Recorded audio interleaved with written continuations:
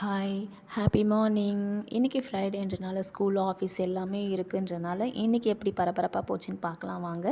இன்றைக்கி மார்னிங் ஒரு பால் மட்டும் எடுத்துகிட்டு பையனுக்கும் சேர்த்து போட்டு கொடுத்துட்டேன். நெக்ஸ்ட்டு வந்து அவனோட ஸ்நாக்ஸ் பாக்ஸ்க்கு பப்பாளி பழம் கட் பண்ணி போட்டு ரெடி பண்ணியாச்சு.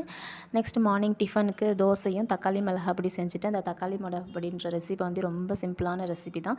இது தோசை, இட்லி, சப்பாத்தி எல்லாத்துக்குமே நம்ம ரெடி பண்ணி சாப்பிட்லாம். ஒன்றும் இல்லை, தக்காளியை கட் பண்ணி ஜாரில் போட்டு அரைச்சிட்டு பேஸ்ட் மாதிரி அரைச்சிட்டு எண்ணெய் ஊற்றி கடுகு போட்டு ஒரு 4 பல்லு பூண்டு தட்டி போட்டு இந்த தக்காளி பேஸ்ட் எடுத்து ஊற்றிட்டு மிளகாத்தூள் போட்டு கொதிக்க வச்சு இறக்க வேண்டியது தான். உப்பு போட்டு இறக்க வேண்டியது தான். ரொம்ப நல்லாயிருக்கும், செஞ்சு பாருங்கள். நெக்ஸ்ட்டு மதியம் லஞ்சுக்கு ஃப்ரைட் ரைஸ் ரெடி பண்ணிவிட்டேன்.